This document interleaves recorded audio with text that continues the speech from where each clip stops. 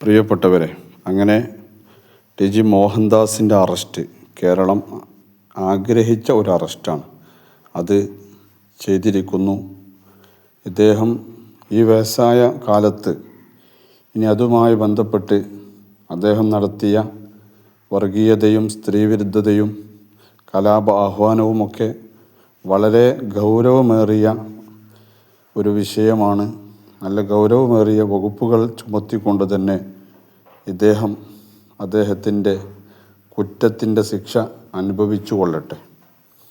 അവസാനമായി ഇദ്ദേഹം നടത്തിയ നമ്മുടെ വിദ്യാർത്ഥികളെ വെടിയുതിർത്ത് ആ പ്രക്ഷോഭം പിരിച്ചു വിടണമെന്ന്, പിരിഞ്ഞു പോകാൻ വെടിയുതിർത്തുകൊണ്ട് ആവശ്യപ്പെടണമെന്നൊക്കെ പറഞ്ഞിട്ടുള്ള ഒരു വർഗീയതയ്ക്കപ്പുറം ഒരു പാറ പോലെ ഉറച്ച ഒരു മനസ്സിൻ്റെ ഉടമ.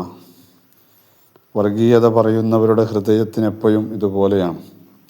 അവർക്ക് മറ്റൊരാളെ കൊല്ലാനും ആ കൊലപാതകത്തിൽ ആസ്വാദനം കണ്ടെത്താനുമൊക്കെയുള്ള ഒരു പ്രേരണ അവരുടെ ഹൃദയത്തിൽ നിന്നുണ്ടായിക്കൊണ്ടിരിക്കും. അത് പലപ്പോഴും അവർ പ്രകടിപ്പിക്കുകയും ചെയ്യും. നമ്മുടെ കേരളത്തിലും കേരളത്തിൻ്റെ പുറത്തുമൊക്കെയുള്ള എത്രയോ വിദ്യാഭ്യാസ ഉന്നതരായ ആളുകൾ, എത്രയോ നേതാക്കന്മാർ, രാഷ്ട്രീയ നേതാക്കന്മാർ ഒക്കെ ഐക്യദാർഢ്യം പ്രഖ്യാപിച്ച ഒരു പ്രക്ഷോഭമായിരുന്നു നീറ്റ് പരീക്ഷ ക്രമക്കേടിനെതിരെയുള്ള നമ്മുടെ വിദ്യാർത്ഥികൾ നടത്തുന്ന ആ പ്രക്ഷോഭം.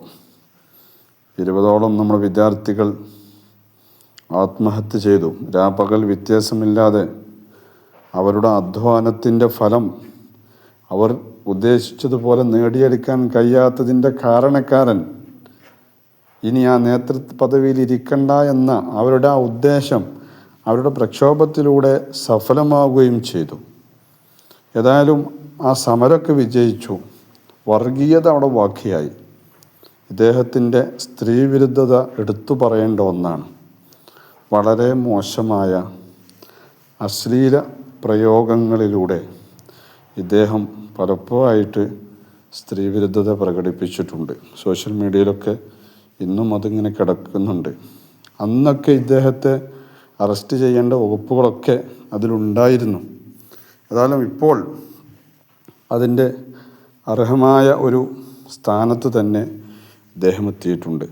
കുട്ടികളെയൊക്കെ വെടിവെച്ച് കൊന്ന് ആ പ്രക്ഷോഭം പിരിച്ചു വിടണമെന്നൊക്കെ പറയണമെങ്കിൽ ഞാനിങ്ങനെ ആലോചിച്ചു പോവുകയാണ്. ഗാന്ധിജിയുടെ കാലത്ത് ഇദ്ദേഹം ഉണ്ടെങ്കിൽ ഗോഡ്സനെ ഇദ്ദേഹം താഴ്ത്തുമായിരുന്നു. അഥവാ ഗോഡ്സെ ഇദ്ദേഹത്തേക്കാൾ താന്ന പടിയിലായിരിക്കും.